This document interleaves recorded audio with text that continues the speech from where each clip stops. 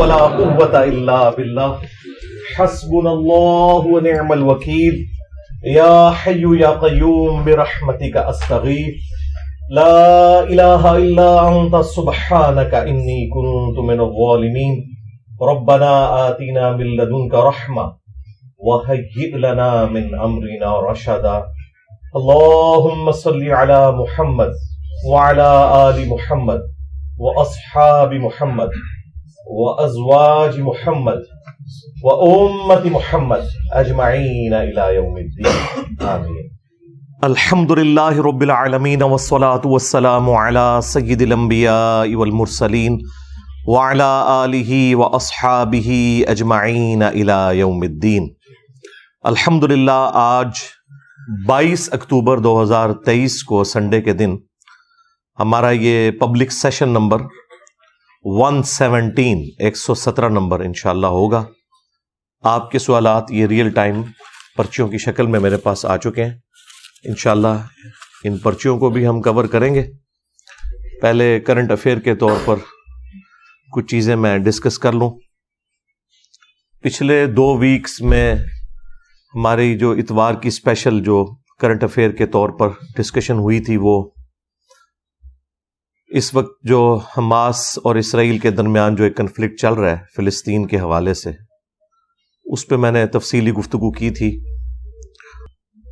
چونکہ وہ ویڈیو چھوٹے چھوٹے ٹکڑوں کی فارم میں بھی لوگوں نے اپلوڈ کی، مختلف ٹاپکس کے ذریعے مختلف انداز میں.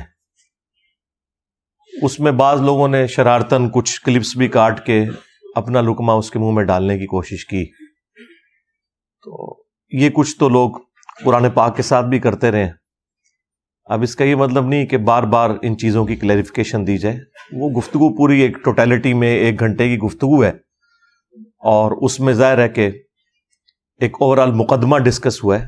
اس میں سے پک اینڈ چوز کرنا، کچھ اپنی مطلب کی بات نکالنا اور اپنا لقمہ میرے منہ میں ڈالنے کی کوشش کرنا کہ میں نے یہ بات یوں بیان کی ہے، تو یہ بالکل زیادتی والی بات ہے. تو آج والی جو ویڈیو ہے انشاءاللہ اس کی نیچے ہم ڈسکرپشن کے اندر لنکس ڈال دیں گے ان ویڈیوز کے، تاکہ اگر کسی کو کوئی بات سمجھ نہیں آئی تو اسی ویڈیو کو دوبارہ دیکھ لیں. بار بار چیزوں کی کلیریفیکیشن دینا ضروری نہیں ہوتا، اس سے پھر نئے ٹاپکس ڈسکس نہیں انسان کر سکتا. آج کل چونکہ اب یہ جہاد اور قتال والا معاملہ دوبارہ سے شروع ہوا، اور اس میں بھی چونکہ اسرائیل اور یہودیوں کا ایک بڑا ایشو آ ٹپکا ہے مسلمانوں کے اوپر، تو اس کی وجہ سے جو اینڈ آف ٹائم کے پوائنٹ آف ویو سے جو احادیث اور آثار ہیں ان کو لوگ ڈسکس کرنا شروع کر دیتے ہیں. اور یہ صرف آج کل کے اسکالرز نہیں ہیں، ماضی میں بھی لوگوں نے بڑی کتابیں لکھی، اور اللہ کے فضل سے جتنی پیش گوئیاں کی کوئی ایک بھی صحیح ثابت نہیں ہوئی. اور اس کی وجہ یہ ہے کہ جب تک کوئی انسیڈنٹ ہو نہیں جاتا آپ وثوق کے ساتھ کسی چیز کے بارے میں کچھ کہہ نہیں سکتے. اب یہ کہنا کہ جی جب انسیڈنٹ ہو جائے گا تو اس کے بعد تو سب کو پتہ چل جائے گا، نہیں جناب، اس کے بعد بھی سب کو پتہ نہیں چلتا، سوائے ان لوگوں کے کہ جو لوگ خدا کو سیریس لیتے ہیں. تو کہتے ہیں کہ پہلے بتایا جائے تو اس کا فائدہ ہے. تو پہلے تو نبی صلی اللہ علیہ وآلہ وسلم نے ساری چیزیں بیان فرما دی، اور ظاہر ہے یہ ان لوگوں سے متعلقہ ہے جن لوگوں کے زمانے میں اس طرح کا معاملہ آئے گا. ورنہ آپ غزوہ ہند کو دیکھ لیں تو پچھلے 1000 سال سے غزوہ ہند ہو رہا ہے اور ابھی تک ہوا نہیں ہے. اس کے اوپر لوگوں نے چندے کھائے، لوگوں نے لوگوں کے بچے ذبح کروا دیے، اور اسی طریقے سے تماشا چلتا رہا. یہی کچھ اب بھی ہو رہا ہے. اپنے مطلب کے لیے چیزوں کو جوڑنا اور اس میں جھوٹی روایتوں کا بھی سہارا لینا اور اپنی تھاٹس کو فٹ ان کرنے کی کوشش کرنا احادیث کے اندر ایک رزلٹ نکالنے کے لیے، یہ بڑی سخت زیادتی والی بات ہے. اور جو کوئی اس طرح کی حرکت کرتا ہے، لوگ کہتے ہیں جی وہ دیکھیں جی انہوں نے تو بڑی پیاری اس کی تفصیل بیان کی ہے. اب ان سے پوچھیں گے جو آپ تفصیل بیان کر رہے ہیں کیا یہ تفصیل اس طریقے سے قرآن و سنت میں وارد ہوئی بھی ہے؟ تو وہ آپ کو بتائیں گے کہ جی یہ ہمارا خیال ہے. تو انہیں بتائیں کہ جو آپ کے بزرگ تھے وہ بھی یہی حرکت کرتے رہے. کتنے بڑے بڑے فقہا اور محدثین مفسرین گزرے ہیں جنہوں نے یہ اسیسمنٹ کی تھی کہ یہ امت 1000 سال سے اوپر نہیں جائے گی اور قیامت قائم ہو جائے گی. اللہ کے فضل سے 15ویں صدی میں بیٹھے ہوئے ہیں. تو کم از کم آج کل کے جو تخمینہ لگانے والے لوگ ہیں ان کی یہ اخلاقاً ذمہ داری ہے کہ اپنے ان بزرگوں کو کم از کم جھوٹا ڈکلیئر کریں. اگر جھوٹا نہیں کہہ سکتے احتراماً تو یہ تو کہیں کہ ان کے تخمینے غلط تھے. تو پھر ہم یہ کہیں گے کہ اگر آپ کے بابوں کا یہ حال تھا تو تسی تو شاہی کوئی نہیں. ہاں تو یہ والی حرکتیں کرنا، مجھے بھی مختلف لوگ ویڈیوز مختلف اسکالرز کی بھیج رہے ہوتے ہیں. اب میں نام نہیں لیتا چونکہ آپ لوگوں کو پتہ ہے کہ یہ کون سے اسکالرز ہیں جو یہ اس قسم کی طب آزمائی کر رہے ہوتے ہیں. تو وہ کہتے ہیں نہیں جواب دیں. بھائی جواب تو ہوتا ہے جب کوئی بات قرآن و سنت سے کرے. جو بندہ اپنا تخمینہ لگا کے کوئی بات کرتا ہے تو اس کا جواب تو یہی ہے کہ یار یہ قرآن و سنت میں لکھا نہیں ہوا. تو اس سے زیادہ سخت جواب لینا ہے تو پھر لعنت اللہ علی الکاذبین یہی دیا جا سکتا ہے. تو ہمیں اس معاملے میں معذور تصور کریں. اس قسم کے تخمینے ہم نہیں لگا سکتے اور اس میں سے نکالنا کچھ بھی نہیں ہے. لوگ باتیں کرتے ہیں اور صرف نمبر ٹانگنے کے لیے. دنیا دار قسم کے لوگ، لگژریس لائف گزارنے والے لوگ، اور وہ حکومت وقت سے مطالبہ کر رہے ہیں جی آپ بارڈر کھول دیں، جی ہمیں جانے دیں وہاں. تو میں تو گورنمنٹ سے یہی اپیل کروں گا کہ بارڈر کھول دیں، جان چھڑا لیں ان سے ایک دفعہ. بڑا اچھا موقع ہے. ان کو آپ بائی شپ بھیجیں میڈیٹرینین سی میں. غزہ کے پاس جو پورا پورشن لگ رہا ہے 41 کلومیٹر کا، ٹھیک ہے، وہاں جائیں، اپنے اپنے بزرگوں کو مدد کے لیے پکاریں اور دیکھ لیں گے ہم کہ کیا اینڈ رزلٹ نکلتا ہے. ڈنڈوں کے ساتھ، سوٹوں کے ساتھ اس طریقے سے جہاد نہیں لڑا جاتا. نہ یہ نبی صلی اللہ علیہ وآلہ وسلم کی تعلیمات ہیں کہ آپ نے بغیر اسباب کو اختیار کیے ہوئے صرف مسبب الاسباب پر تکیہ کرتے ہوئے اپنے معاملات کو آگے لے کے چلنا ہے. ایسا تو نہیں ہوتا. ورنہ تو آپ کو بتایا جاتا کہ 10 دفعہ دروشی پڑھ لیں تو آپ کی بھوک ختم ہو جائے گی، 10 دفعہ سبحان اللہ پڑھ لیں تو آپ کی پیاس ختم ہو جائے گی. اس طرح تو نہیں ہوتا، ایسا تو نہیں ہوتا. تو اس لیے یہ کہانیاں کرواتے ہیں، آپ سنتے رہیں اور پھر میرے خلاف ویلاگز بنا رہے ہوتے ہیں جس طرح میں نے یعنی پابند کیا ہوا انہیں وہاں نہ جانے پہ، یا بارڈر کھولنا میری ذمہ داری ہے. بھئی میں نے کوئی آپ کو روکا ہوا ہے؟ میں تو آپ کو گراؤنڈ ریئلٹیز بتا رہا ہوں. جہاد سے نہیں روکا بھائی، لیکن آپ کو بتایا کہ جہاد کس طریقے سے ہونا ہے، کن لوگوں کی ذمہ داری ہے کہ انہوں نے آرمڈ کنفلکٹ کرنا ہے، کس نے فائنینشیل سپورٹ دینی ہے، اور یہ معاملات کس طرح چلنے ہیں. ایسے نہیں ہونا کہ ہر بندے نے بندوق اٹھانی ہے، نہ ہر بندے کو بندوق مل سکتی ہے. تو ہماری طرف سے جو ان پٹ ہے ہم وہ دیں گے، لیکن یہ والی ان پٹ دینا، جس طریقے کی ان پٹ یہ چاہ رہے ہیں، تو وہ تو ہمیں تو تابوت ہی ارینج کرنے پڑیں گے ان کی لاشیں اٹھانے کے لیے. اس جہاد کو نقصان ضرور ہوگا، اس سے فائدہ کوئی نہیں ہوگا. اور پھر یہ آگے کہہ رہے ہیں انجینئر صاحب روک رہے ہیں. بھائی میں نے کب روکا ہے؟ جاؤ، جان چھوڑو ہماری، سارے پہنچ جاؤ وہاں. میں نے کیوں روکا ہے؟ میں نے تو تب روکا ہو کہ میں نے کسی کو باندھ دیا ہو یا کوئی کرفیو لگا دیا ہو. نہ میں گورنمنٹ کے اندر ہوں، نہ میں اسٹیبلشمنٹ کے اندر ہوں. جائیں بھائی. آپ کو کس نے روکا ہوا ہے؟ آپ لوگ اپنے پولیٹیکل گینز کی خاطر دھرنے دے سکتے ہیں.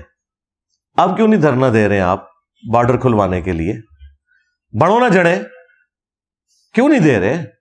میں نے روکا ہوا ہے، میں نے پابندی لگائی ہوئی ہے. تو بس صرف ایک پوائنٹ سکورنگ کرنے کے لیے.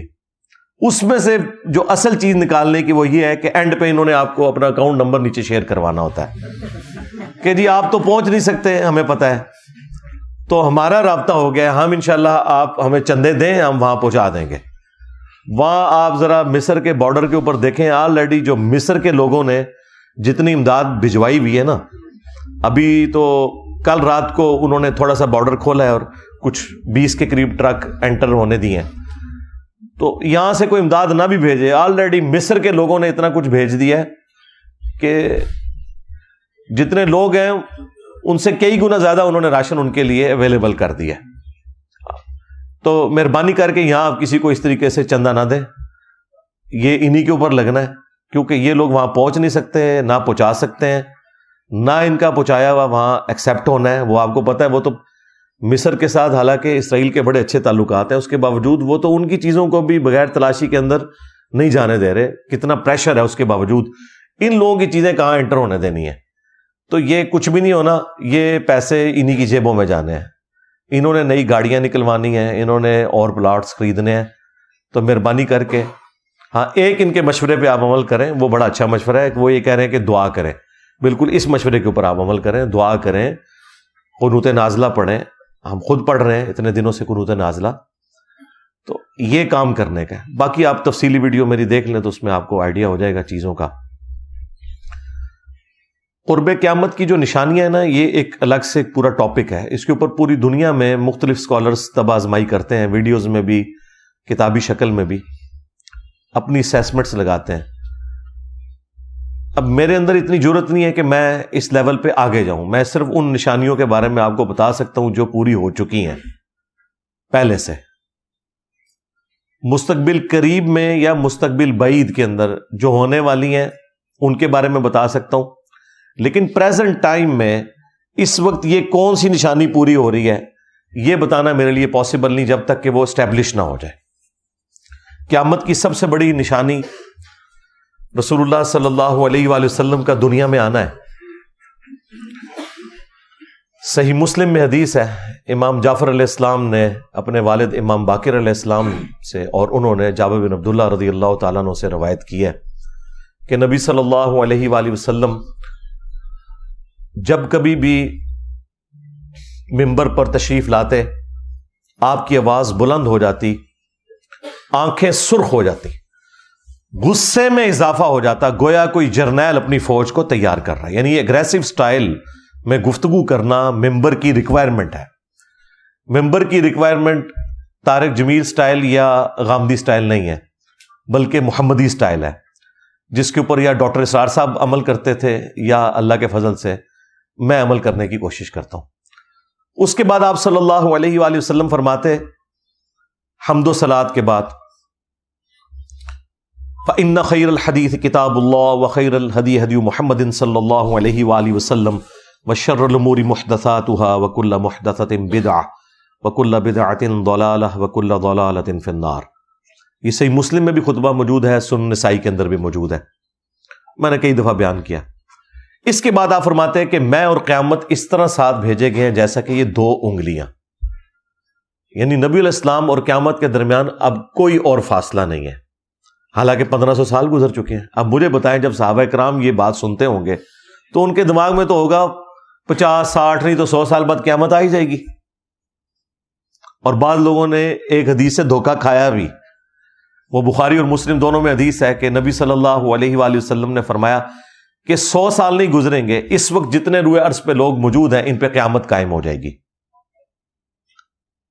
اور وہ غیر مسلم بھی اس حدیث کو بخاری مسلم کی اٹھا کے کہتے ہیں کہ دیکھو تمہارے نبی کی تو خبر غلط نکلی, حالانکہ اس کے کئی ایک طرق موجود ہیں بخاری مسلم میں. اور اس میں ایک طریق کے اندر عبداللہ ابن عمر رضی اللہ تعالیٰ عنہ, حالانکہ وہ 100 سال پورے ہونے سے پہلے ہی شہید ہو گئے 74 ہجری میں, نبی علیہ السلام کی وفات کے بعد 63 ایئرز تک زندہ رہے. ابھی 100 سال پورے نہیں ہوئے. یا تو ہوتا نا کہ 100 سال پورے ہو جاتے تو پھر آپ کہیں گے عبداللہ بن عمر نے تعویل کر دی باطل. نہیں, ابھی 40 سال پڑے ہوئے ہیں.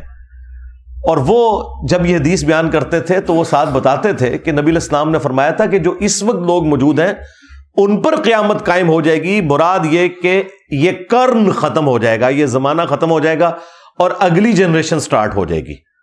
آلموسٹ 100 سال کے اندر ایک جنریشن شفٹ ہو جاتی ہے دوسری میں. تو عبداللہ ابن عمر نے اپنی زندگی میں بتا دیا تھا کہ نبی علیہ السلام یہ نہیں کہنا چاہ رہے تھے کہ قیامت آ جائے گی. وہ تو واضح موجود ہے بخاری مسلم میں حدیث جبریل, جب حضرت جبرائیل علیہ السلام انسانی شکل میں آ کے مختلف سوالات کرتے ہیں ان میں سے ایک سوال یہ تھا کہ قیامت کب آئے گی؟ تو نبی علیہ السلام کیا دیتے ہیں نا 100 سال بعد آئے گی.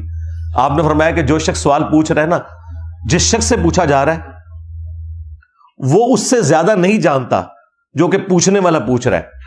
تو انہوں نے کہا یا رسول اللہ نشانیاں بیان فرما دیں. تو آپ علیہ السلام نے کچھ نشانیاں بیان کی. اور یہ حدیث جو ہے یہ مسلم شریف کی پہلی حدیث ہے کتاب الایمان میں، 93 نمبر. 92 تو روایات مقدمے کی ہیں، 93 نمبر روایت یہ ہے. اور یہ حدیث بخاری میں بھی ہے. وہاں پہ بھی نبی علیہ السلام کہہ سکتے تھے نا کہ 100 سال بعد آ جائے گی. تو عبداللہ ابن عمر نے بالکل کلیئر کیا کہ یہ صحابہ کا قرن ختم ہو جائے گا، زمانہ ختم ہو جائے گا. اور وہ ایگزیکٹلی ہوا ہے. آخری صحابی ابو طفیل عامر بن واثلہ رضی اللہ تعالیٰ عنہ، جو شیعان علی میں سے تھے اور جنگ صفین میں مولا علی کے ساتھ رہے، مولا علی سے حدیثیں بھی روایت کی، یہ آخری صحابی ہیں جو دنیا سے گئے نبی علیہ السلام کی وفات کے 100 سال کے بعد، آلموسٹ 110 ہجری کے اندر. آپ علیہ السلام کی وفات 11 ہجری کے سٹارٹ میں ہوئی ہے اور یہ 110 ہجری میں فوت ہوئے ہیں ابو طفیل عامر بن واثلہ رضی اللہ تعالیٰ عنہ. وہی صحابہ کا قرن یعنی وہ زمانہ 100 سال میں ختم ہو گیا. یعنی صحابہ کرام اور ان کے زمانے کے لوگوں کے اوپر قیامت قائم ہوگی، کیونکہ مرتے ہی قیامت شروع ہوگی نا ان کی. اس سے مراد وہ بڑی قیامت نہیں ہے. تو آپ ایمانداری سے بتائیں، جب صحابہ کرام یہ سنتے ہوں گے کہ یہ 2 انگلیاں جیسے ساتھ بھیجی گئی، تو ان کے دماغ میں کیا آتا ہوگا؟ 100 سال نہیں تو 150 200 سال ان کے دماغ میں بھی تھا کہ 1500 سال تو ہم گزار چکے ہیں، ابھی پتہ نہیں اور کتنے گزرنے ہیں. تو نبی علیہ السلام کا دنیا میں تشریف لانا یہ خود قیامت کی نشانیوں میں سے ایک نشانی ہے. پھر نبی علیہ السلام کی مبارک زندگی میں کچھ نشانیاں قیامت کی. ایک کا ذکر تو قرآن میں بھی ہے، سورۃ القمر کا سٹارٹ، اقتربت الساعہ وانشق القمر، قریب آ گئی قیامت اور چاند 2 ٹکڑے ہو گیا. اس کانٹیکسٹ میں بخاری مسلم میں حدیث ہے کہ نبی علیہ السلام کے لیے نشانی کے طور پر اللہ تعالیٰ نے چاند کو 2 ٹکڑے کر دیا تھا اور وہ ہیرا پہاڑ کے دائیں اور بائیں ہوا اور پھر جڑ گیا. تو قرآن نے اس واقعے کو قیامت کی نشانی بتایا ہے. اور یہ نشانی کب پوری ہوئی؟ نبی صلی اللہ علیہ وآلہ وسلم کی مبارک زندگی میں. تو اس سے آپ کا دماغ کھل جانا چاہیے کہ کسی نشانی کا آ جانا یہ اس چیز کی دلیل نہیں ہے کہ بس قیامت آئی کہ آئی. اس کا علم اللہ تعالیٰ کے ساتھ خاص ہے. اور قرآن میں یہ ٹاپک جگہ جگہ آیا کہ اے نبی آپ سے قیامت کے بارے میں پوچھتے ہیں، قل انما العلم عند اللہ وانما انا نذیر مبین. اے نبی تم فرما دو کہ اس کا علم تو اللہ کے ساتھ خاص ہے اور میں تو نہیں ہوں مگر ڈر سنانے والا. تو قیامت کا علم یہ اللہ تعالیٰ کے پاس ہے کہ وہ کب آنی ہے. لہٰذا یہ ویلاگ ضرور دیکھا کریں، محظوظ ہوا کریں، اس میں سے نکلنا کچھ بھی نہیں ہے، سیدھی سی بات ہے. باقی جو نشانیاں وہ الحمدللہ میں نے تفصیل کے ساتھ بیان کی ہیں، لیکن جو کچھ آپ نکالنا چاہتے ہیں نا وہ میں کبھی بھی نکال کے نہیں دوں گا. نہ میری جرت ہے کہ میں اللہ اور اس کے رسول سے آگے بڑھنے کی کوشش کروں عز وجل وصلی اللہ علیہ وآلہ وسلم. بخاری اور مسلم دونوں میں حدیث ہے، تمہاری اس وقت کیا شان ہوگی کہ جب عیسیٰ ابن مریم تم میں عادل حکمران کی حیثیت سے نازل ہوں گے، صلیب کو توڑ دیں گے، خنزیر کو قتل کر دیں گے، جزیہ موقوف کر دیں گے، یعنی سب لوگ اسلام قبول کر لیں گے، اور مال کی ریل پیل ہوگی. یعنی نبی صلی اللہ علیہ وآلہ وسلم نے مستقبل کی یہ خبر دے دی کہ عیسیٰ ابن مریم نے اس دنیا میں اترنا ہے. عیسیٰ ابن مریم کے بارے میں امت کا یہ اجماعی عقیدہ ہے، سنی ہو شیعہ ہو، کہ انہوں نے قیامت سے پہلے اس دنیا میں تشریف لانا ہے اور اپنے زمانے میں اللہ تعالیٰ نے انہیں زندہ آسمانوں پہ اٹھایا تھا. اس حوالے سے میں نے تفصیلی ویڈیو ریکارڈ کروائی ہوئی ہے، میں آج اس تفصیل میں نہیں جاؤں گا ورنہ ٹاپک اور طرف نکل پڑے گا. ایک اور حدیث ہے بخاری اور مسلم میں کہ قرب قیامت میں جب عیسیٰ ابن مریم دجال کے خلاف قتال کریں گے اور مسلمان ان کے ساتھ ہوں گے، تو اگر کسی پتھر یا درخت کے پیچھے بھی کوئی یہودی چھپا ہوگا میدان جنگ میں، یہ عام حالت میں یہ بات نہیں ہے، تو وہ پتھر اور درخت بھی بول اٹھے گا اے مسلم میرے پیچھے یہودی ہے اسے قتل کر دو، سوائے غرقد کے درخت کے جو کہ یہودیوں کا درخت ہے۔ غرقد ایک جھاڑی نما درخت ہے لیکن انتہائی گھنا وہ درخت ہوتا ہے، اس میں انسان چھپ جائے تو وہ نظر نہیں آتا، وہ پناہ دے گا یہودیوں کو، باقی اور کوئی چیز پناہ نہیں دے گی۔ اور یہ بات ہو رہی ہے میدان جنگ کی، عام حالت کی یہ بات نہیں ہے کہ مسلمانوں نے یہودیوں کو قتل کرنا ہے یا یہودیوں نے مسلمانوں کو قتل کرنا ہے۔ تو اس میں واضح الفاظ ہیں یا مسلم۔ تو مجھے بتائیے جب تک مسلمان ہو نہیں جاتا، یعنی وہ بریلوی، دیوبندی، اہل حدیث، شیعہ اس قسم کی فرقہ واریت کی لعنت سے باہر نہیں نکلتا، اس وقت تک آپ کس طرح یہ ایکسپیکٹ کر سکتے ہیں کہ عیسیٰ ابن مریم آ جائیں یا امام مہدی علیہ السلام آ جائیں اور دجال والا معاملہ ہو؟ اس طرح تو نہیں ہوگا۔ ورنہ اگر مہدی جو ہے وہ سنی میں آئے تو شیعہ نے نہیں ماننا، شیعہ میں آئے تو سنیوں نے نہیں ماننا، اور خدا نہ خواستہ اہل حدیث میں آ گئے تو باقیوں نے کہنا یہ انگریزوں کا ایجنٹ ہے۔ ٹھیک ہے، تو یہ آپ کو پتہ ہے بڑے اچھے طریقے سے۔ اس کا مطلب ہے کہ جس طریقے سے دجالی نظام ویلکم کہے گا نا دجال کو، اسی طریقے سے ایک مسلم نظام بھی ہوگا جو امام مہدی علیہ السلام کو ویلکم کہے گا، جو سنی شیعہ کی تفریق سے بالا تر ہوگا۔ ابھی فی الوقت تو اس طرح کے آثار آپ کو نظر نہیں آ رہے، اگرچہ اس طرف معاملہ چل پڑا ہے اللہ کے فضل سے۔ ہمارے اس پلیٹ فارم کی برکت سے کتنی بڑی تبدیلی آئی ہے، دنیا میں ہر جگہ ایسے لوگ ہیں جو یہ آواز بلند کر رہے ہیں فرقہ واریت کے خلاف، لیکن بہرحال اس میں ٹائم لگے گا۔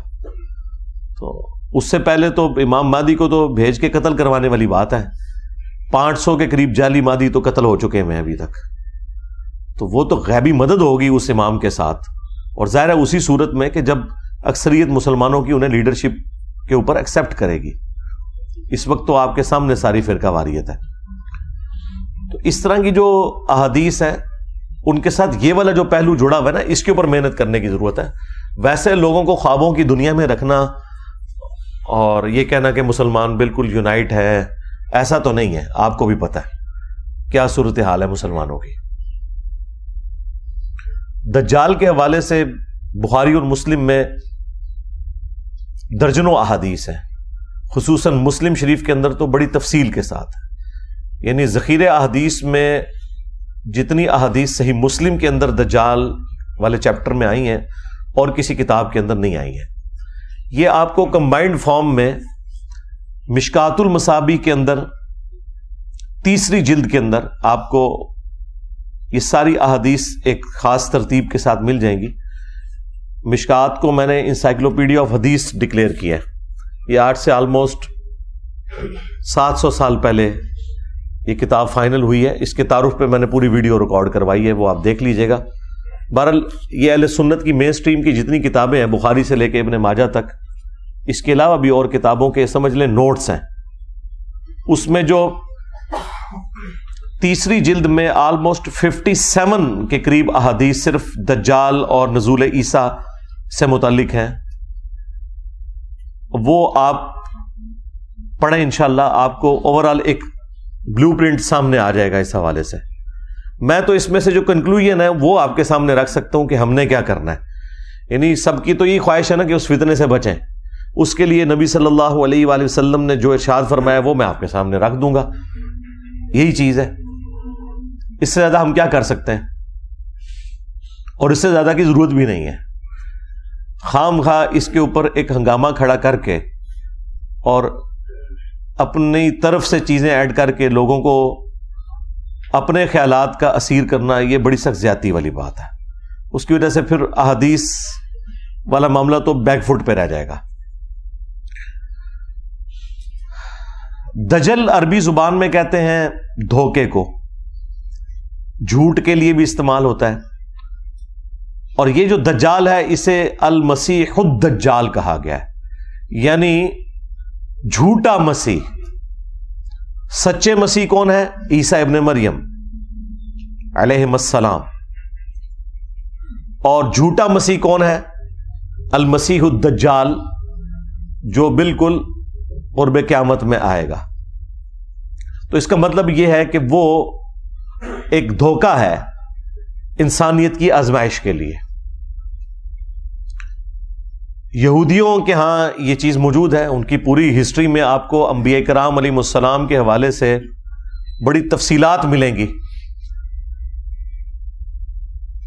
اور یہ ان کا ایک سمجھ لیں ایک شغف ہے انبیاء کرام علیہ السلام کے بارے میں سارا یہ نالج رکھنا. ان کی کتابوں میں پروفیسیز بھی موجود ہیں.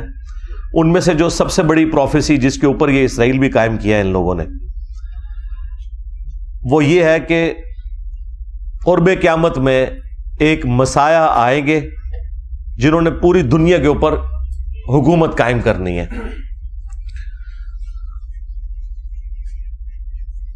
وہ مسیح آ کے چلے بھی گئے, لیکن انہوں نے انہیں دجال کہا, نعوذ باللہ, آؤٹ آف ویڈ لاک کہا, گالیاں دیں, سن آف مین کہا عیسیٰ ابن مریم کو.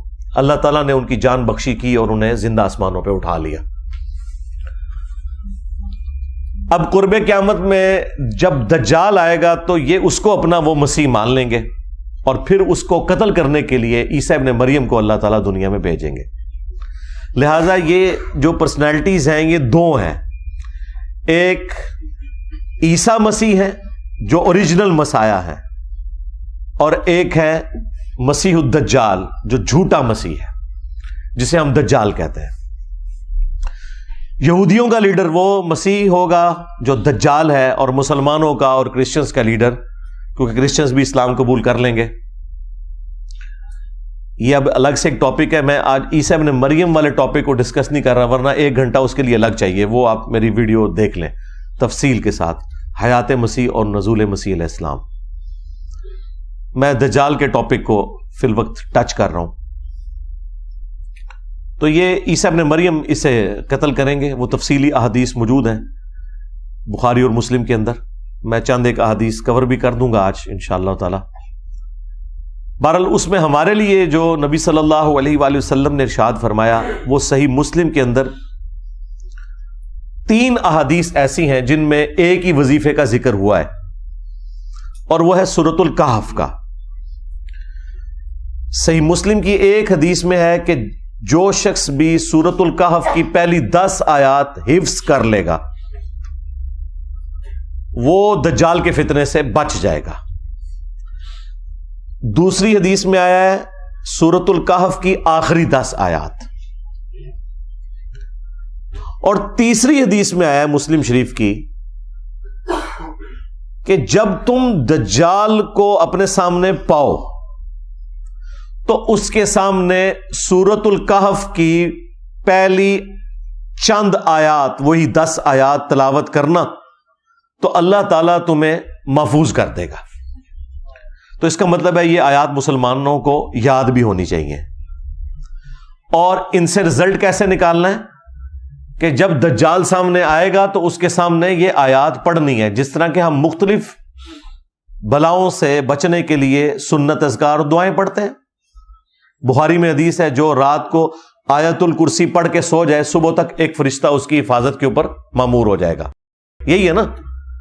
اب اس کو یہ کہنا ہے کہ جی آیت الکرسی کا ترجمہ پڑھے, اس میں سے رزلٹ نکالے اور رات کو شیطان کے ساتھ علمی ڈیبیٹ کرے تو ایک فرشتہ حفاظت میں مامور ہو جائے گا. یہ کر رہے ہیں ہمارے یہ واعظین جی. سورۃ الکہف میں سے تو یہ نکلتا ہے بھئی, واضح الفاظ ہیں اس میں. ابھی تک جو حدیثیں عام کی ہیں انہوں نے وہ 2 حدیثیں عام کی ہوئی ہیں کہ پہلی 10 آیات اور آخری 10 آیات حفظ کر لے. تو اس میں تو ان کو بھاگنے کا راستہ مل جاتا تھا ان واعظین کو. وہ کیا راستہ ملتا تھا؟ وہ کہتے ہیں کہ اس کا مطلب ہے کہ ان 10 کو حفظ کرنا ہے, اس کا فہم سمجھنا ہے آپ نے. 2 حدیثوں میں تو ان کا کام چل جائے گا. جو تیسری حدیث میں مسلم شریف سے بتا رہا ہوں کہ جب دجال سامنے آئے تو تم نے ابتدائی آیات اس کے سامنے قرات کرنی ہے. قرات کے الفاظ ہیں تو اللہ تعالیٰ تمہیں بچا لے گا. یعنی یہ وظیفے کے طور پر ہے, یہ نہیں ہے کہ ان کا مفہوم جو ہے دجال سے ڈسکس کرنا ہے. یہ بالکل واضح ہے. باقی یہ بات ٹھیک ہے کہ سورہ الکہف میں سمجھتا ہوں قرآن حکیم میں جامع ترین صورتوں میں سے ایک صورت ہے, اور سورۃ الکہف کا جو مرکزی ٹاپک ہے نا وہ دنیا پرستی کی مذمت ہے. مرکزی ٹاپک اس کا سٹارٹ سے لے کے اینڈ تک کہ دنیا کے کتے نہیں بننا. دنیا کی زندگی عارضی ہے, اصل زندگی آخرت کی ہے. اب اس میں چند ایک واقعات چونکہ ڈومیننٹ آ گئے ہیں تو لوگ سورۃ الکہف میں ان واقعات کے پیچھے پڑ جاتے ہیں, لیکن اس کا جو مرکزی ٹاپک ہے, چاہے وہ پہلی 10 آیات پڑھ لیں یا آخری 10 آیات اور بیچ میں بھی, وہ ہے دنیا کی زندگی کی بے ثباتی. قرآن کے 2 ہی ٹاپک ہیں, عقیدہ توحید اور دوسرا ہے کہ دنیا کی زندگی عارضی ہے. باقی جو رسالت کا عقیدہ ظاہر ہے وہ تو اس کے اندر امپلائیڈ ہے کہ رسولوں کے ذریعے یہ ہمیں چیزیں پتہ چلی ہیں. تو عقیدہ توحید, رسالت اور آخرت. تو یہ جو تیسری حدیث ہے جس میں آیا کہ دجال سامنے آئے تو تم نے یہ قرات کرنی ہے, اللہ تعالیٰ تمہیں بچا لے گا, اس کا مطلب ہے کہ اس کا تعلق وظیفے کے ساتھ ہے. باقی ٹھیک ہے, آپ نے جتنی مرضی اس کی تفسیر بیان کرنی ہے وہ کریں. سورۃ الکہف کے اندر دنیا کی زندگی کی جو مذمت آئی ہے, یعنی دنیا میں ڈوب نہ کوئی جائے, ورنہ تو دنیا کی زندگی میں آپ نے رہنا ہے, پھر دنیا حسنہ اللہ سے مانگنا ہے, لیکن اس کو اپنے اوپر حاوی نہیں کرنا. اس کے علاوہ سورۃ الکہف میں اصحاب الکہف کا واقعہ آیا, ذوالقرنین بادشاہ کا واقعہ آیا, موسیٰ اور خضر علیہ السلام کا واقعہ, یاجوج ماجوج کا بھی ذکر ہے, اور پھر کنکلوژن دوبارہ ہوئی ہے دنیا کی زندگی کی مذمت کے اوپر اور عقیدہ توحید کے اوپر. آپ خود پہلی 10 آیات پڑھ لیں اور آخری 10 آیات پڑھ لیں. باقی آپ نے جو ضرب تقسیمیں لگانی ہے, کسی چیز کو جوڑنا ہے, وہ کرتے رہیں. وہ تو لوگوں نے تو قرآن سے یوفون بھی نکال دیا ہے. یوفون تو لکھا ہوا ہے قرآن میں, اب یہ یوفون وہ یہ والا یوفون تو نہیں ہے. تو اس طریقے سے آپ نے چیزیں ضرور جوڑنی ہیں, وہ جوڑیں. لیکن اوورآل جو واضح حدیث یہ ہے کہ جب دجال سامنے آئے تو پہلی 10 آیات تلاوت کرنی ہے. تو امت کو بتانے کا کام یہ ہے کہ پہلی 10 آیات کو آپ حفظ کریں. باقی جو قرآن کی تعلیمات کو ترجمے سے پڑھنا, اس کے فہم کے اوپر عمل کرنا, اسے حرز جاں بنانا, اس میں تو مجھ سے زیادہ کون زور دیتا ہے. میں نے تو آگے کہا کہ خدا کے لیے طوطے بنا کے نہ نکالو حفاظ کو, قرآن کے مفہوم کو سمجھیں, اپنے عقیدے کو درست کریں. لیکن اس میں یہ غلوف کرنا کہ اور چیزیں نکالنا شروع کر دینا اور اس کا کوئی اینڈ ہی نہ ہو, یہ والی زیادتی نہ کریں پلیز. امت کو اس کے حال کے اوپر چھوڑ دیں, قرآن و سنت تک جتنا نبی صلی اللہ علیہ وآلہ وسلم نے تعلیم فرمایا. تو یہ بالکل واضح ہے کہ قرات کرنی ہے, اس کے لیے آپ کو 10 آیات یاد ہونی چاہیے. اور جامع ترمذی میں اس کو سپورٹیو ایک روایت بھی ہے, اس کی صحت میں کلام ہے, لیکن بعض کے نزدیک وہ درست بھی ہے. اس میں ہے کہ روزانہ ان 10 آیات کی تلاوت بھی کی جائے. تو میں اسے فٹ ان سمجھتا ہوں اس کے اندر, اس اعتبار سے کہ جو روزانہ ان 10 آیات کی تلاوت کرے گا تو ہی اسے زبانی یاد بھی رہے گی. جو چیزیں آپ روزانہ پڑھتے ہیں وہی آپ کو زبانی یاد رہتی ہیں, ادروائز تو بندہ بھول جاتا ہے. تو روزانہ کم از کم ایک دفعہ, بھلے فجر کے بعد یا مغرب کے بعد, پہلی 10 آیات سورۃ الکہف کی یہ حرز جاں بنائے کہ انہیں آپ نے پڑھنا ہے. باقی اس کی تفسیر تو میں نے ویڈیو میں ریکارڈ کرائی ہوئی ہے, وہ آپ ضرور دیکھیں. ڈاکٹر اسرار صاحب نے بھی بڑی تفصیل کے ساتھ ریکارڈنگ کرائی ہے, وہ بھی آپ دیکھیں. پورے قرآن کو ظاہر ہم نے فالو کرنا ہے ترجمے کے پوائنٹ آف ویو سے, اس کی تعلیمات کے پوائنٹ آف ویو سے. اور بخاری مسلم میں ایک اور حدیث ہے جس میں نبی صلی اللہ علیہ وآلہ وسلم نے ہر نماز میں ہمیں حکم دے دیا ہے کہ 4 چیزوں کے شر سے آپ نے اللہ کی پناہ طلب کرنی ہے نماز کے تشہد کے اندر. اللہم انی اعوذ بک من عذاب جہنم ومن عذاب القبر ومن فتنة المحیا والممات ومن شر فتنة المسیح الدجال. یعنی جہنم کے عذاب کے اگینسٹ, قبر کے عذاب کے اگینسٹ, زندگی اور موت کے فتنے کے اگینسٹ, اور جھوٹے دجال کے فتنے سے بچنے کے لیے ہر نماز کے تشہد میں آپ نے یہ دعا مانگنی ہے. تو یہ 2 وظائف ہیں بھائی. سورۃ الکہف کی پہلی 10 آیات روزانہ پڑھیں, یاد کریں, اور خدا نخواستہ کبھی دجال کا سامنا ہو جائے تو اس کے سامنے اس کو آپ تلاوت کریں تو اللہ تعالیٰ آپ کو محفوظ رکھے گا. اور دوسرا یہ ہے کہ ہر نماز کے ہر تشہد کے اندر آپ جہاں اور دعائیں مانگتے ہیں وہاں پہ یہ دعا بھی آپ نے مانگنی ہے. اور یہ دعا تو اتنی اہم ہے کیونکہ بخاری مسلم میں الفاظ ہیں کہ نبی علیہ السلام حکم دیتے تھے یہ دعا مانگنے کا. تو مسلم شریف میں ایک روایت امام مسلم لے کے آئے ہیں کہ جو طاؤس تابعی تھے ابن عباس کے شاگرد، ان کو یہ پتا چلا کہ ان کے بیٹے نے تشہد میں یہ دعا چھوڑ دی ہے، تو انہوں نے اسے بلا کے کہا کہ یہ دعا تشہد میں مانگو ورنہ اپنی نماز ہی دوبارہ پڑھو. یعنی اس لیول تک تابعین اس دعا کا اہتمام کرتے تھے. باقی دعائیں بھی مانگے، ربنا آتنا فی الدنیا حسنہ وفی الآخرۃ حسنۃ وقنا عذاب النار. اصحاب الکہف کی دعا جو میرا بھی وظیفہ ہے، جو پہلی 10 آیات میں آتی ہے سورۃ الکہف کی 10ویں آیت یہی ہے، ربنا آتنا من لدنک رحمہ وہیئ لنا من امرنا رشدا. اور اس کا ترجمہ بھی آپ کے ذہن میں ہونا چاہیے، تو وہ آپ کے اوپر وہ کیفیت طاری ہوگی. رب اجعلنی مقیم الصلاۃ ومن ذریتی ربنا وتقبل دعاء. یہ والی دعا بھی، جتنی قرآنی دعائیں ہیں وہ آپ مانگیں تشہد کے اندر. وہ تو بخاری مسلم میں حدیث ہے، جب تشہد پڑھ چکو درود شریف تو جو چاہو اپنے رب سے مانگو. تو جتنی سنت دعائیں قرآن و سنت کے اندر جو دعائیں معصورہ آئی ہیں وہ آپ ساری کی ساری مانگا کریں. وہ آپ کا اپنا ایک شغف ہے کہ، لیکن ظاہر ہے یہ نفلی عبادات کے لیے. فرض نماز کو آپ نے اتنا لمبا نہیں کرنا کہ لوگوں کے لیے تکلیف بن جائے. اپنی نفلی نمازوں میں جتنی مرضی دعائیں مانگیں. تو یہ 2 وظائف ہیں جی جو میں نے آپ کو بتا دیے. تیسرا وظیفہ جو میں نے ڈیڈکٹ کیا ہے، اس طرح کا کوئی ڈیڈکٹ کرے تو وہ بالکل درست ہے، اور وہ ہے قرآن و سنت کی تعلیمات کو پڑھنا، اس پہ عمل کرنا، اور اسی کو فائنل اتھارٹی ماننا، کسی بابے کی بات کو نہ ماننا. یہ بھی وہ وظیفہ ہے جو آپ کو دجال سے بچائے گا.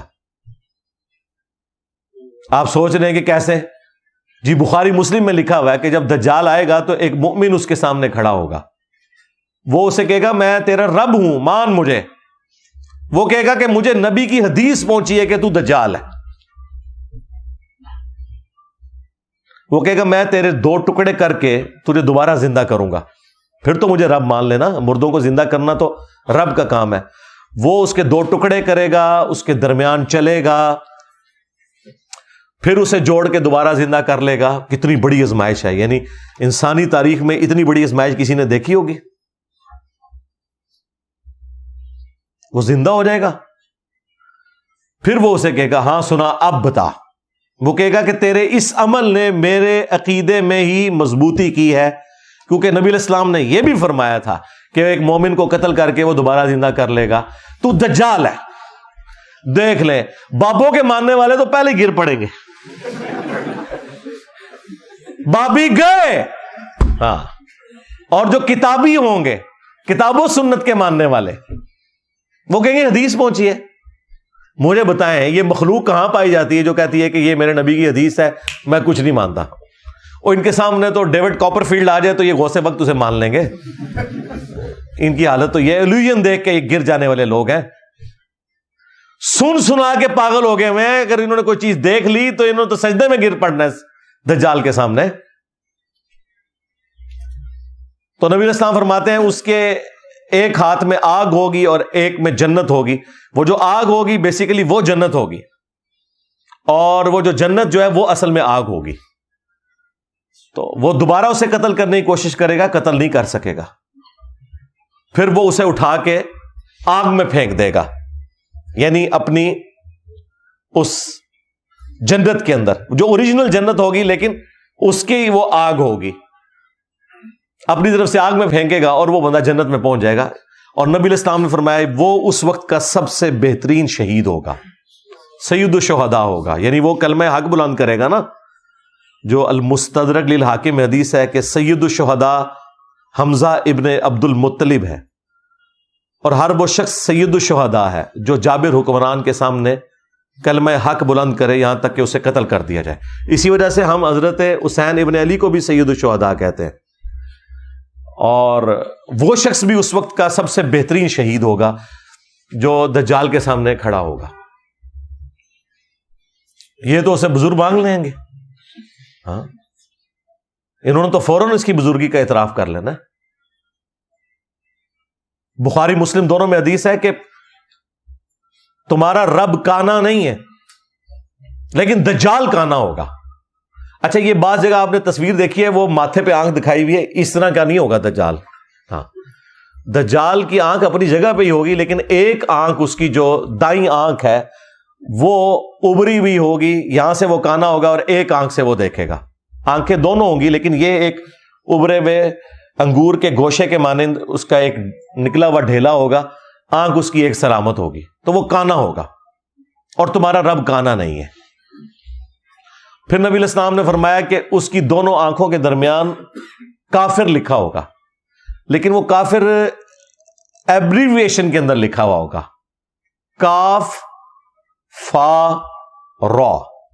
عربی میں چونکہ کھڑا زبر کے لیے علیحدہ سے الف لگانے کی بھی ضرورت نہیں پڑتی، تو کاف کے اوپر اگر آپ کھڑا زبر لگا لیں اور فا کے نیچے زیر اور را، کافر، یعنی کاف فا را لکھا ہوگا.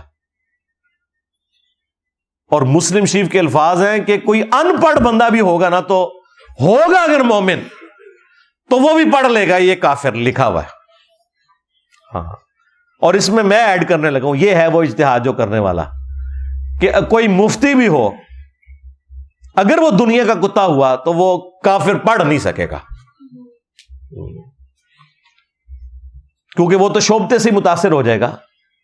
مسلم شریف میں بڑی تفصیلی حدیث ہے جس میں پورا یہ دجال کا ذکر موجود ہے تفصیل کے ساتھ. اس میں تو ہے کہ اس کے حکم سے آسمان سے بارش نازل ہوگی، زمین کو حکم دے گا وہ اناج اگائے گی، خزانے اس کے ساتھ چلیں گے، اور لوگ جو بےچارے اس طرح کے لوگ ہیں وہ تو ساتھ اس کے لگ جائیں گے نا، ان کی ضرورتیں پوری ہو رہی ہوں گی. مردہ بھی زندہ کر دے گا، پیچھے کیا رہ گیا کام جو کرے. ہاں، تو لوگ اس کے ساتھ اٹیچ ہوتے چلے جائیں گے، تو یہ تو سارے اس کے ساتھ اٹیچ ہو جائیں گے اس کے کرتب دیکھ کے. وہ کہیں گے عبد القادر جیلانی، تو ہو سکتا ہے ان میں سے کہیں گے وہ انجینئر جڑا کہندا سی نا، دیکھ لو نا، کہندا سی عبد القادر جیلانی نے کوئی مردے زندہ نہیں کیے، یہ دیکھو ہمارا آ گیا عبد القادر جیلانی پارٹ 2.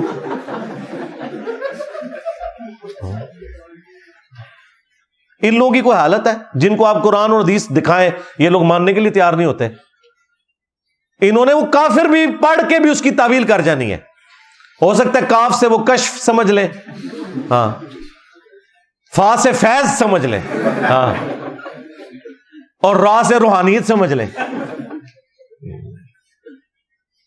تو بچے گا وہی بھائی جس کا یہ نعرہ ہوگا کہ میرے نبی سا ہے ہی کوئی نہیں، تیرے بابے تے شاہ ہی کوئی نہیں، تیرا بابا دجال تے شاہ ہی کوئی نہیں.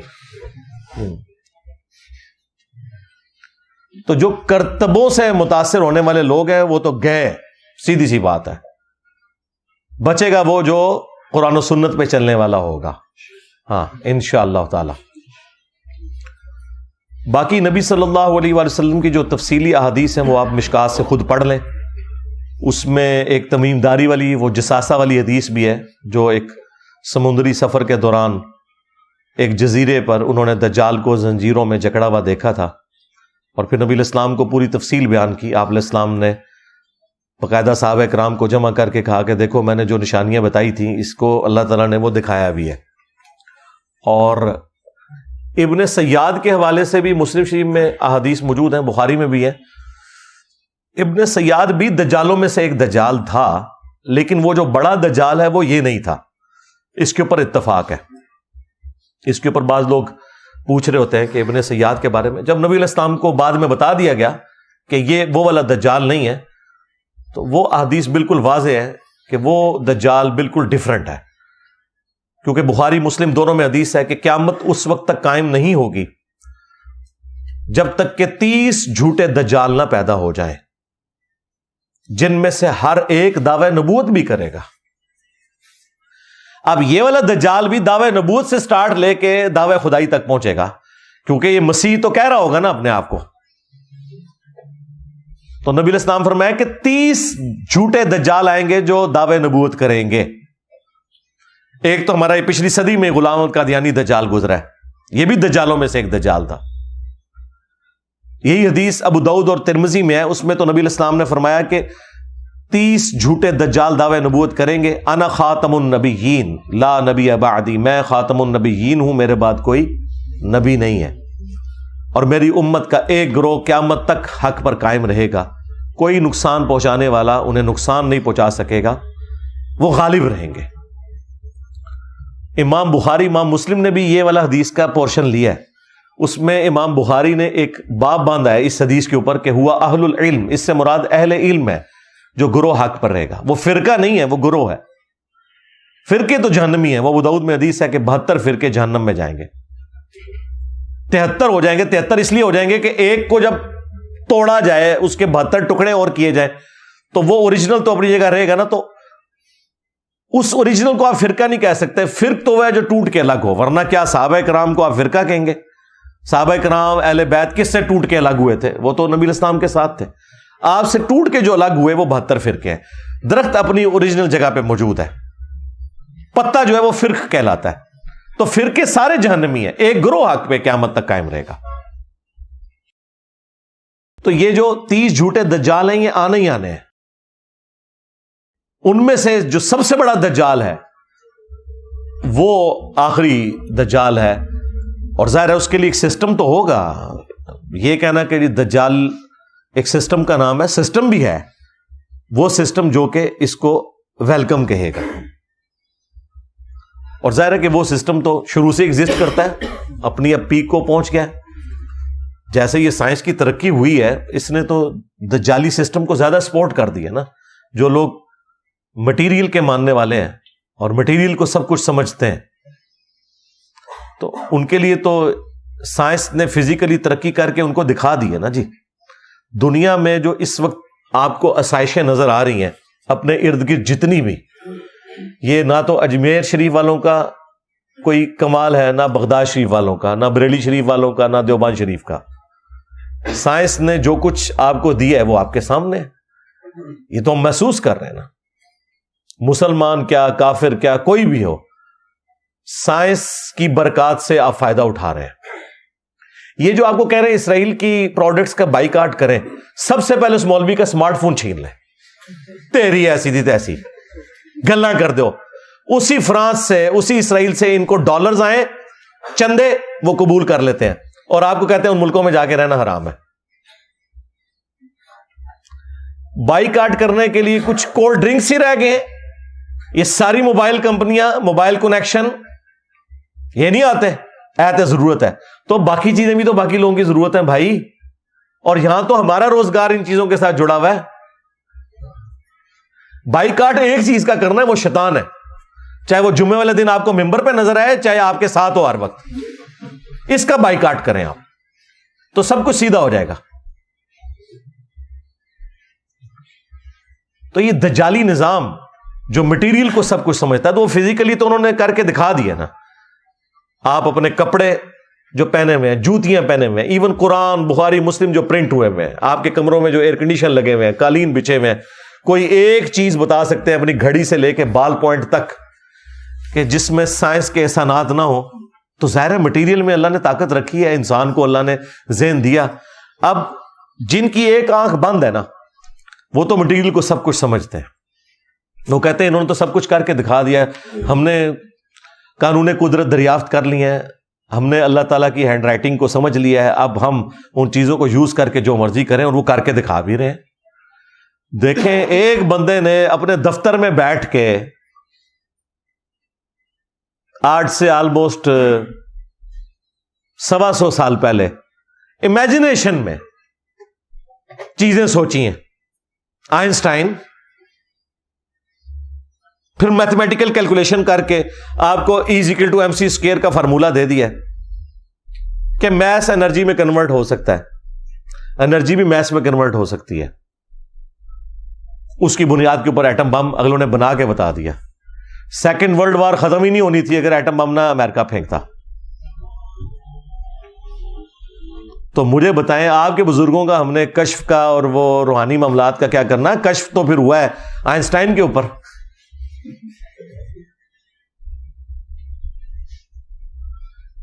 اس کی صرف جو کیلکولیشن ہے نا، جو اس فارمولے تک پہنچنے کے لیے اس نے جتنا میتھمیٹیکل ورک کیا ہے، وہ ہم کسی غوث وقت کے سامنے رکھتے ہیں، وہ صرف اس کو پڑھ کے بتا دے کہ ہوا ہوا کیا ہے۔ سمجھانا تو دور کی بات ہے، صرف ریسائٹ کر دے کہ لکھا کیا ہوا ہے۔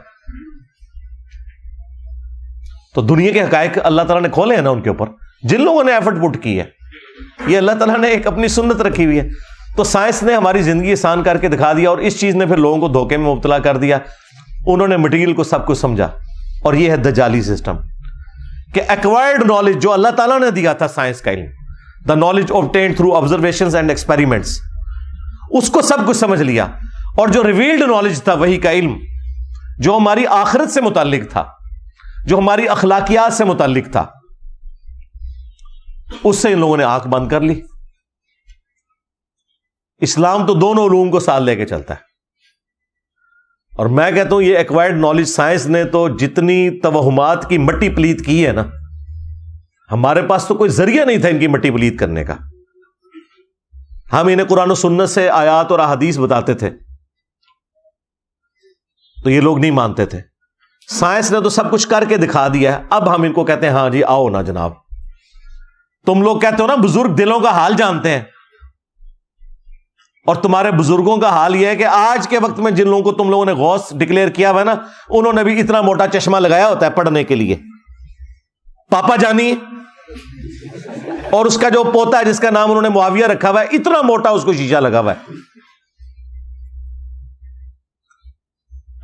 تو جو دلوں کے حال جانتے ہیں وہ یہ اپنے وہ اجمیر شریف کا آئی پیڈ نہیں بنا ہوا، نہ بریلی شریف کا، نہ دیوبند شریف کا. ہاں وہ بھی امریکہ شریف کا، جاپان شریف کا، اسرائیل شریف کا بنا ہوا ہے. اس کو پڑھ رہے ہوتے ہیں، اور اس میں بھی جب نہیں پڑھا جاتا نا تو وہ اینک لگاتے ہیں.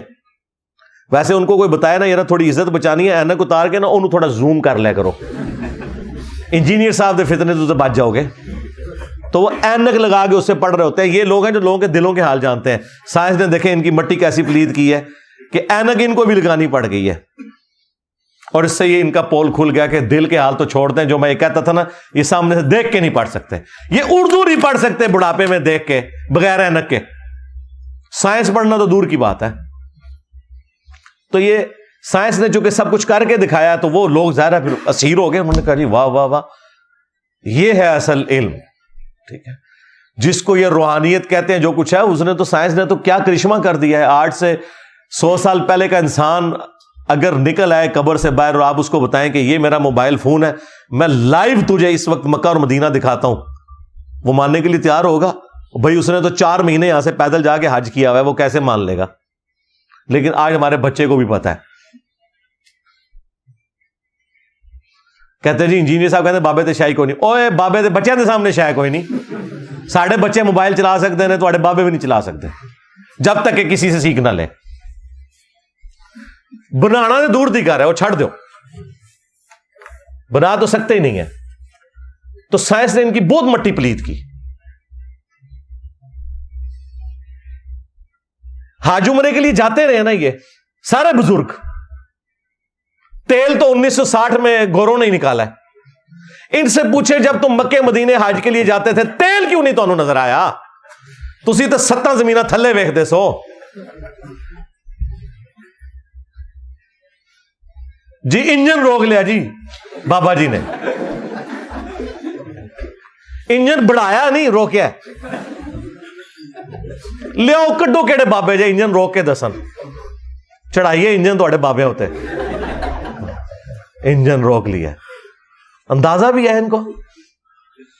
میں پیر میری سے صاحب کا پڑھ رہا تھا، انجن روک لیا. اور ان کی آپ بایوگرافی پڑھے تو وہ خود ٹرین پہ حج کرنے گئے تھے. یہاں سے کراچی گئے تھے، سٹیم انجن چلتا تھا. ظاہر ہے کراچی اگر وہ جاتے پیدل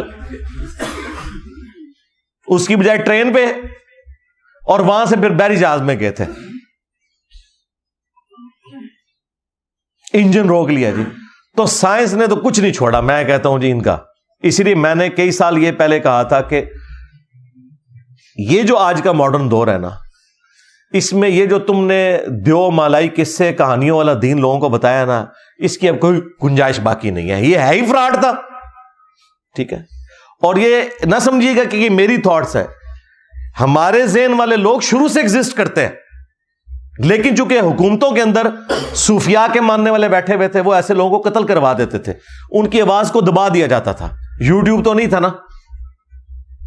آج آپ امیجن کریں انٹرنیٹ یوٹیوب نہ ہوتا تو آپ لوگ یہاں بیٹھے ہوتے ہیں. دنیا کے کونے کونے سے آ کے یہاں پہ لوگ مجھے مل کے جاتے ہیں. یہ ایک چھوٹے سے کمرے میں یہ آواز دفن ہو جانی تھی. یہ تو اللہ تعالیٰ نے ایک فیصلہ فرمایا ہے کہ ٹھیک ہے صحیح بات لوگوں تک پہنچے. ادروائز شروع سے لوگ یہ ایسی باتیں کرتے تھے, انہیں گستاخ کہہ کے, کبھی باغی کہہ کے, کبھی یہود و نصارہ کا ایجنٹ کہہ کے یہ لوگ مروا دیتے تھے. لیکن حقیقت یہ ہے کہ باتیں انہی کی قرآن و سنت میں نکلتی ہیں. جو یہ کہتے ہیں وہ کوئی نہیں نکلتا. کہتے ہیں جی نکلتا ہے, دیکھیں جی وہ تخت بلقیس آ گیا تھا. اچھا جی تخت بلقیس آ گیا تو رفع الیدین کرنا چھوڑ دیے. کوئی رفع الیدین شروع کر دینا اسے کہتے تخت بلقیس آ گیا سی. بھائی تخت بلقیس دا رفع الیدین نال کے تعلق. تو میں تو ان کو پھر للکارا ہے کہ ٹھیک ہے یار چھڑ دو, اسٹیچو آف لبرٹی امریکہ کا لاؤ مارگلا ہلز کے اوپر رکھو. کیڑا بابا جے لے آؤ بابا کے 2 بار, میں مان لاں گا. ہاں تخت بلقیس والا واقعہ وہ ہم مانتے ہیں. بھائی عیسیٰ ابن مریم نے مردوں کو اللہ کے عزت سے زندہ کیا, ہم مانتے ہیں. تمہارے عبد القادر جیلانی کے بارے میں جھوٹ بولو گے وہ نہیں مانیں گے. ورنہ میں کہتا ہوں جی میں بھی مردے زندہ کرتا ہوں, چلو یہ کیا کہیں گے آگے سے کہیں گے نا کر کے دکھا. تو تسی نہیں کر کے دکھانا, جھوٹے ہو. یہ میرے نیچے جو تخت ہے میں کہتا ہوں جی میں لے کے آیا ہوں جی پلک جھپکنے سے پہلے, چلو منو. کیا کہیں گے لے آ کے دکھاؤ. یہی بات جب ہم کرتے ہیں کہتے ہیں جی دیکھو مندے ہی نہیں نے. تو کوئی اصول ہے آپ کا جس کے اوپر آپ کھڑے ہوئے. تو یہ جو دجالی نظام ہے نا صرف مٹیریل میں بیس کرنا, اس کے پیچھے ہمارے جو مذہبی توہمات ہیں نا ان کا بھی بہت زیادہ دخل ہے. جب آپ یہ کہیں گے کالی بلی راستہ کاٹ دے تو یہ نحوست ہے. آپ کو یہ بتایا جائے کہ زلزلہ جو ہے وہ اس لیے آتا ہے کہ وہ ایک گائے نے ایک سینگ کے اوپر زمین اٹھائی ہوئی ہے, جب دوسری پہ شفٹ کرتی ہے زلزلہ آتا ہے. آپ کو جب یہ بتایا جائے کہ آپ کے گھر کی منڈیر کے اوپر کوا اگر زور سے بولے تو یہ مہمان کے آنے کی نوید ہے.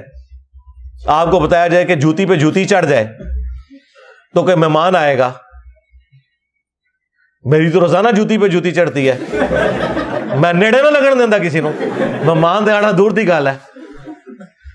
سفر لکھا ہوا ہے, جوتی پہ جوتی چڑھ جائے تو سفر لکھا ہوا ہے. یہ کہانیاں بنائی ہوئی انہوں نے. جب یہ چیزیں آئیں گی تو پھر ظاہر ہے کہ دوسری طرف جو سائنس والے لوگ ہیں وہ کہیں گے ہمارے بزرگوں نے تو کر کے دکھا دیا نا, دیکھو باہر ٹیمپریچر ہے 40, اندر چیک کر لو 25 ہے. ہمارے بزرگوں نے تو کر کے دکھا دیا ایئر کنڈیشن بنا کے. ہمارے بزرگ فیراڈے نے تو بجلی بنا کے بتا دی. ہمارے بزرگ آئنسٹائن نے جو ہے وہ تھیوری آف ریلیٹیوٹی دے کے تو گریویٹیشن کو سمجھا دیا. ہمارے بزرگ نیوٹن نے ہمیں یہ فارمولے دیے ہیں, دیکھو ہم تو اسپیس شٹل لے کے اوپر پہنچ گئے ہیں. تو آڑے بزرگ کتنے نے کڈو. تو یہ جو انہوں نے یہ سارا ڈکوسلا کیا تھا, یہ دجالی سسٹم بننے کی وجہ بھی یہ لوگ ہیں. انہوں نے جو دین پیش کیا نا اس کا اینڈ رزلٹ یہی نکلنا تھا. آج سائنس کی برکت سے جو کچھ ہو رہا ہے نا, پرانے بزرگ اگر نکل آئے نا قبروں سے تو یہ ساری چیزیں معجزات اور کرامات ہیں جو آپ کو سائنس نے کر کے بتا دی ہیں. آپ ذرا ایک لمحے کے لیے سوچیں تو صحیح کہ کیا کچھ ہو گیا. ان 250-300 سال کی جو ترقی, اس میں بھی جو لاسٹ 50-60 سال کی ترقی ہے پوری انسانی تاریخ میں نہیں ہے. تو اللہ تبارک و تعالیٰ نے انسان کو ترقی کروائی ہے, یہ ہمیں نظر آ رہی ہے. اب جب اس کی برکات لوگ دیکھتے ہیں تو وہ پھر مٹیریل کے ہی ہو کے رہ جاتے ہیں. وہ انبیاء والی جو تعلیمات ہے اس سے پھر روگردانی کرتے ہیں. لیکن پرپز آف لائف وہ آپ کو سائنس نہیں بتائے گی. سائنس صرف خدا کا تعارف کروائے گی. یہ ہارمونی جو اس کائنات کے اندر ہے نا جتنی, وہ آپ کو سائنس بتائے گی کہ بھئی یہ سپریم بینگ یا سپر نیچرل ایجنسی کے انٹروین کیے بغیر یہ پاسبل نہیں ہے. وہ آپ میری ویڈیو دیکھ لیں, ویئر ڈڈ گاڈ کم فرام. وہ انگلش سب ٹائٹل کے ساتھ بھی اپلوڈ کی ہوئی ہے ہدایہ وکٹری چینل کے اوپر ہمارے بھائی نے. ابھی تو ہر آئے دن ایسی ایسی چیزیں سامنے آ رہی ہیں کہ انسان پریشان ہو جاتا ہے. اگر آپ کلاسیکل فزکس اور کوانٹم فزکس ان دونوں کو اسٹڈی کریں تو آپ حیران ہو جائیں گے کہ اللہ تبارک و تعالیٰ نے ان معاملات کو کس طریقے سے ٹیکل کیا ہوا ہے. انسانیت تو 20ویں صدی کے آغاز میں کنکلوڈ کر بیٹھی تھی کہ ہم نے فزکس ساری سمجھ لی ہے. آئنسٹائن نے آگے پورا رخ ہی بدل کے رکھ دیا. اور پھر جب یہ کوانٹم فزکس والا آیا ہے کانسیپٹ تو دنیا تو پریشان ہے کہ چھوٹے لیول کے اوپر چیزوں کا اندازہ ہی نہیں ہے، اور وہ پھر بعد میں اتنی آرگنائز چیزیں بن جاتی ہیں. وہ اب ایک ٹاپک الگ ہے. تو مجھے اچانک، چونکہ آج کل میں کافی ویڈیوز اس کے اوپر بھی دیکھ رہا ہوں، تو میرے ذہن میں آ گیا. تو یہ اللہ ہی اللہ ہے جی، مخلوق کے پلے کوئی شے نہیں، سیدھی سی بات ہے. مخلوق کا کام یہ ہے کہ اپنے رب کے سامنے عاجزی کا اظہار کرے. ہاں، یہ کام ہے کرنے کا. تو دجال کے حوالے سے وہ حدیث آپ وہاں سٹڈی کریں تو آپ کو تفصیل کے ساتھ سب کچھ مل جائے گا. ایک ایک حدیث کو ڈسکس کرنا ضروری نہیں ہے، میں نے اوورال ایک کانسیپٹ آپ کے سامنے رکھ دیا ہے تاکہ جن لوگوں کو اس ٹاپک کے ساتھ شغف ہے ان کے لیے ایک چیز سامنے آ جائے. پلس خود احادیث کا مطالعہ کریں، قرآن پاک کی آیات کا مطالعہ کریں، فزیکلی اسے اپنے سامنے رکھ کے پڑھیں اور دیکھیں اس میں سے کیا نکل رہا ہے. یہ نہیں کہ کان سے پکڑ کے کوئی کدھر چلا دے تو آپ چل پڑیں. وہ مانے جو ٹیکسٹ میں لکھا ہوا ہے، اس ٹیکسٹ کی کوئی تفسیر بیان کرتا ہے جو فٹ ان بیٹھتی ہے وہ بھی مانے، کوئی حرج نہیں اس کے اندر. لیکن ایک خاص آپ نے لائن کو کراس کر کے خود سے ضرب تقسیمیں نہیں لگانی. یہ والی چیز جو ہے نا پھر وہ آپ کو فتنے کے اندر مبتلا کر دے گی اور پھر اس میں پھر بعد میں شرمندگی والا معاملہ ہوگا. اس لیے میں نے چند ایک احادیث بیان کی ہیں، اس کے علاوہ بھی کئی احادیث ہیں، وہ آپ اس میں پڑھ لیں. اب وہ تو 2-3 گھنٹے لگ جائیں گے اگر ان سارے ٹاپکس کو کور کیا جائے.